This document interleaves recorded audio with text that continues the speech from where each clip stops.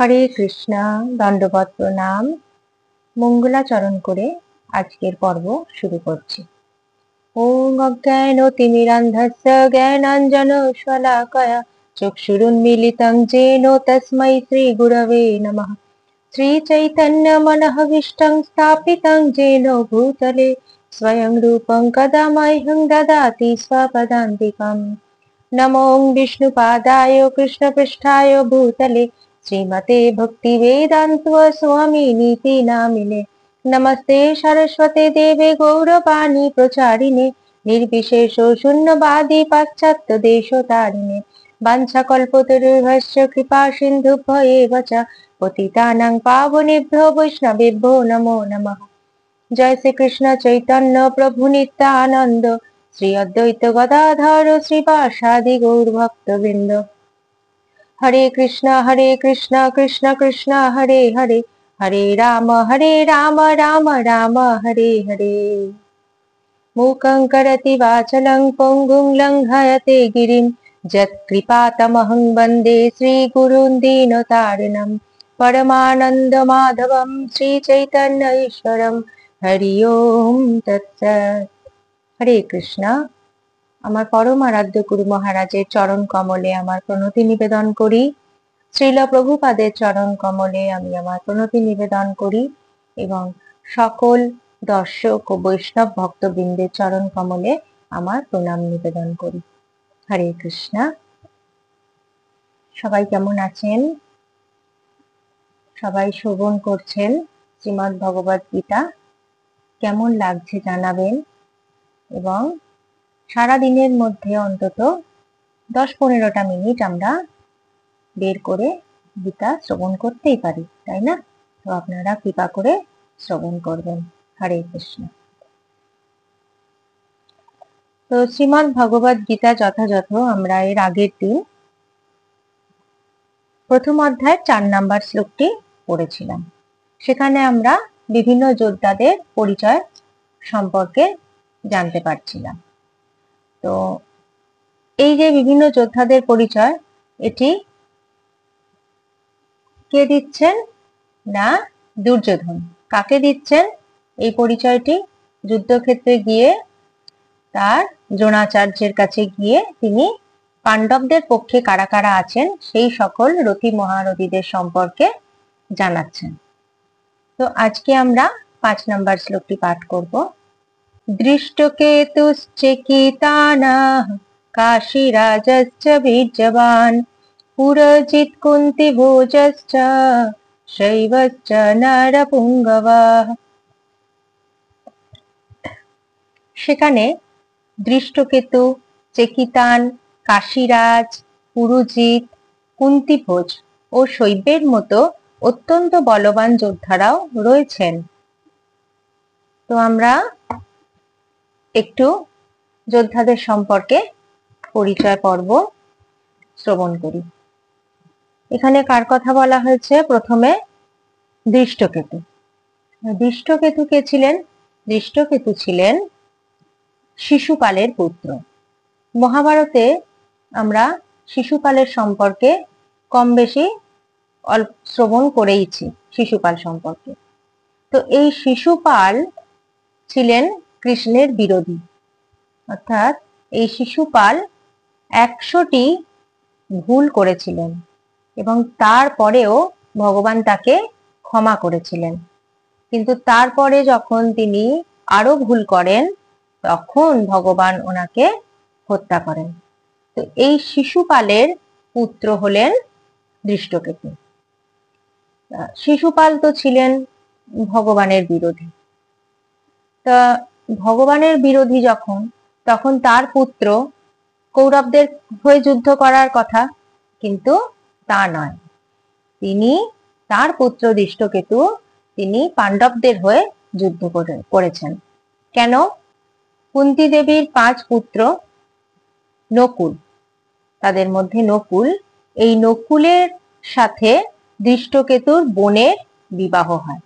তো সেই সূত্রে দৃষ্টকেতুর সাথে পাণ্ডবদের একটা আত্মীয়তার সম্পর্ক, তাই দৃষ্টকেতু পাণ্ডবদের হয়ে যুদ্ধ করেছিলেন। এর পরবর্তী কোন চরিত্রটি আমরা পাই? সেটি হচ্ছে চেকিতান। এই চেকিতান হলেন দৃষ্টকেতুর পুত্র। তারপর কে? তারপর হলো কাশীরাজ। কাশীরাজ হলেন কাশী রাজ্যের রাজা। আমরা মহাভারতে অম্বা, অম্বিকা, অম্বালিকা এই 3 বোনের কথা শুনেছি। তো এই 3 জনের পিতা হলেন এই কাশীরাজ। তারপর আমরা কাকে দেখতে পাচ্ছি, কার কথা বলেছে? তারপর আমরা দেখতে পাচ্ছি পুরোজিত ও কুন্তিভোজশ্চ। পুরোজিত কে? পুরোজিত হলেন কুন্তিভোজের পুত্র। আর কুন্তিভোজ কে? কুন্তিভোজ হলেন কুন্তি দেবীর পিতা। তাহলে আমরা এখানে দেখতে পাচ্ছি কুন্তি দেবীর পিতা এবং তার ভ্রাতা তারাও রয়েছেন পাণ্ডবদের পক্ষে। এরপর আমরা কার কথা পাই? এরপর বলা হচ্ছে শৈবশ্চ নরপুঙ্গবঃ। শৈবশ্চ অর্থাৎ শিবি রাজা, শিবি রাজার কথা বলা হচ্ছে। আমরা এই শিবি রাজার সম্পর্কে ভাগবতমে পরিচয় পাই। এই শিবি রাজা ছিলেন খুব পরোপকারী এবং কৃষ্ণ ভক্ত। একবার তার রাজ্যে একটি পায়রা ও একটি বাজ পাখির মধ্যে লড়াই লেগেছিল। তো সেই পায়রাটি অসহায় অবস্থায় এই রাজার কাছে শরণাপন্ন হয়েছিলেন। তখন রাজা এই পায়রাটিকে একটি খাঁচার মধ্যে নিরাপদে রেখে এই বাজ পাখিটিকে তিনি তার শরীরের মাংস কেটে দিয়েছিলেন। পায়রাটির ওজনের যে মাংস, সেই পায়রাটির ওজনের মাংস কেটে এই বাজ পাখিটিকে তিনি দিয়েছিলেন, যাতে বাজ পাখিটি যেন আর পায়রাটিকে আক্রমণ না করে। তো আমরা দেখতে পাচ্ছি যে শিবি রাজা কত মহান ছিলেন এবং তিনি কত পরোপকারী ছিলেন। তিনি একজন মহান কৃষ্ণ ভক্তও ছিলেন। আর আরেকটি কথা এখানে শব্দ প্রয়োগ করা হয়েছে, সেটি হচ্ছে নরপুঙ্গবঃ। নরপুঙ্গব কথার অর্থ হচ্ছে মানব সমাজের শ্রেষ্ঠ। তো আমরা এই যে সকল রথী মহারথীদের সম্পর্কে জানলাম, বিরাট, দ্রুপদ রাজ, তারপরে দৃষ্টদ্যুম্ন, দৃষ্টকেতু, চেকিতান, কাশীরাজ, হ্যাঁ, শিবি, তো এনারা মানব সমাজের শ্রেষ্ঠ ছিলেন, তাই এখানে নরপুঙ্গব কথাটি বলা হয়েছে। তো 5 নম্বর শ্লোক থেকে আমরা এনাদের সম্পর্কে জানতে পারলাম। 6 নম্বর শ্লোকটি আমরা একটু পাঠ করি পরবর্তী। যুধামন্যুশ্চ বিক্রান্ত উত্তমৌজাশ্চ বীর্যবান সৌভদ্র দ্রৌপদেয়াশ্চ সর্ব এবা মহারথাঃ। সেখানে রয়েছেন অত্যন্ত বলবান যুধামন্যু, প্রবল পরাক্রমশালী উত্তমৌজা, সুভদ্রার পুত্র এবং দ্রৌপদীর পুত্রগণ। এই সব যোদ্ধারা সকলেই এক একজন মহারথী। তাহলে আমরা আরো কয়েকটি যোদ্ধাদের সম্পর্কে জানতে পারছি। যুধামন্যু ও উত্তমৌজা, এনারা হলেন পাঞ্চাল রাজ্যের রাজকুমার, 2 রাজকুমার। আচ্ছা, তারপর কে? তারপর হচ্ছে সৌভদ্র, অর্থাৎ সৌভদ্র মানে হচ্ছে সুভদ্রার পুত্র। তারপর কার কথা হয়েছে? না, দ্রৌপদেয়াশ্চ। দ্রৌপদেয়াশ্চ অর্থাৎ দ্রৌপদীর 5 পুত্র সম্পর্কে বলা হয়েছে। দ্রৌপদীর এই 5 পুত্র সম্পর্কে আমরা একটু পরিচয় জেনে নিই।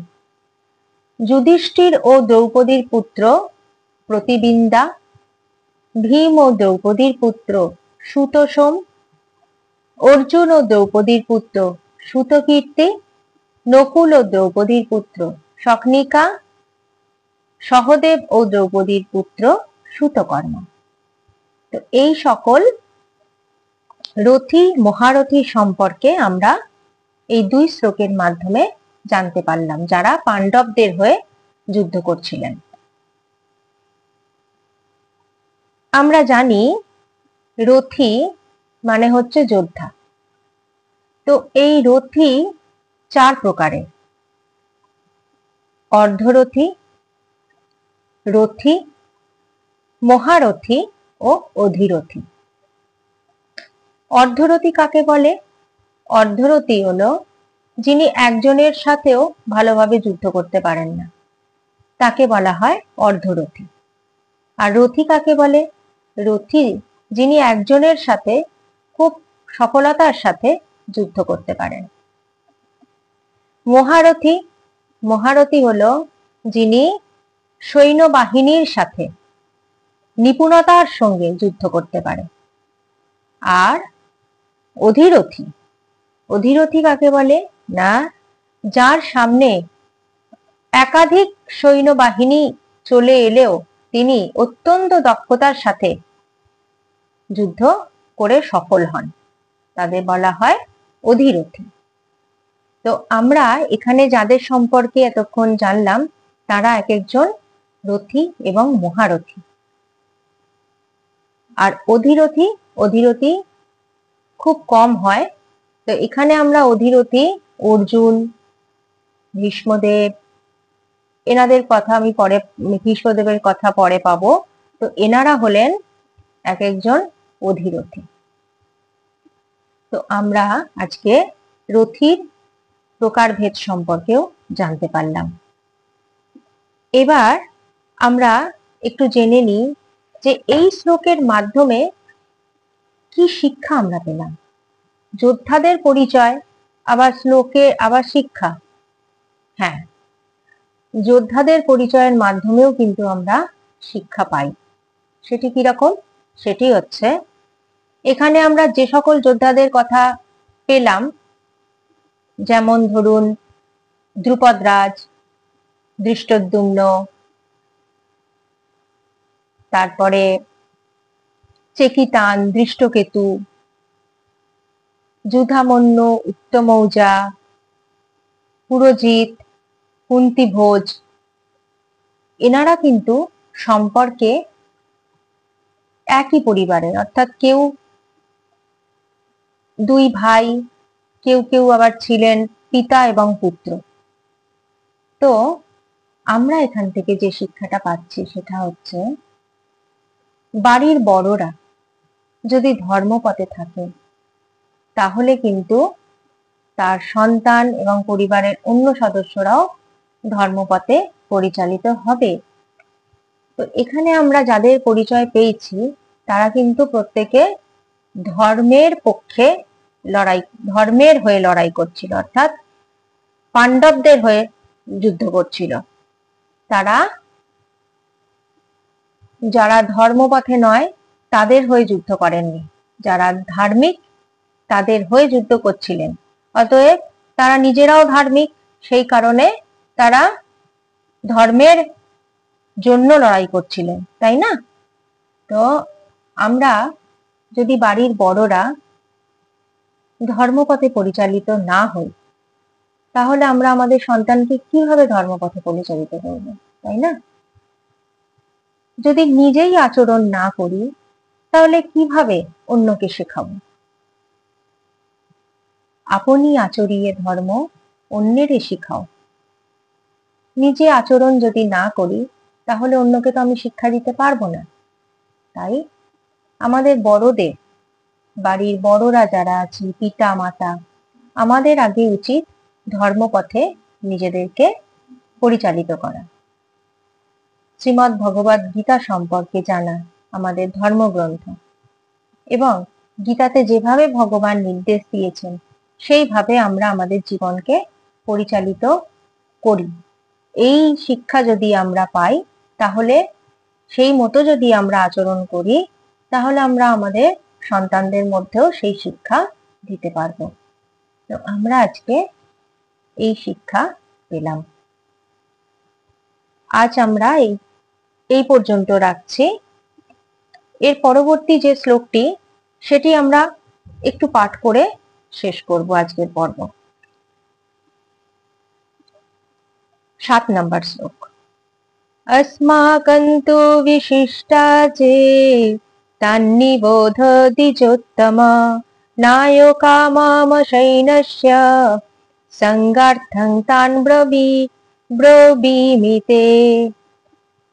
অনুবাদ: হে দ্বিজোত্তম, আমাদের পক্ষে যে সমস্ত বিশিষ্ট সেনাপতি সামরিক শক্তি পরিচালনার জন্য রয়েছেন, আপনার অবগতির জন্য আমি তাদের সম্বন্ধে বলছি। এই শ্লোকটিতে দুর্যোধন দ্রোণাচার্যকে দ্বিজোত্তম বলে অভিহিত করেছেন এবং তিনি দ্রোণাচার্যকে বলছেন যে এতক্ষণ আমরা পাণ্ডবদের সৈন্য বাহিনী সম্পর্কে এবং যোদ্ধাদের সম্পর্কে আপনাকে অবগত করালাম, এবার আমি আমাদের হয়ে অর্থাৎ কৌরবদের হয়ে যে সকল যোদ্ধারা যুদ্ধ করছেন তাদের সম্পর্কে জানাবো, অবগত করাবো। তো পরবর্তী পর্বে আমরা জানতে পারবো যে কারা কারা কৌরবদের হয়ে যুদ্ধ করছেন সেই সম্পর্কে। তো আজ আমরা এই পর্যন্ত রাখছি। পরবর্তী পর্ব ঠিক সময় আমি আপনাদের কাছে উপস্থাপন করব। হরে কৃষ্ণ, সবাই ভালো থাকবেন। প্রণাম।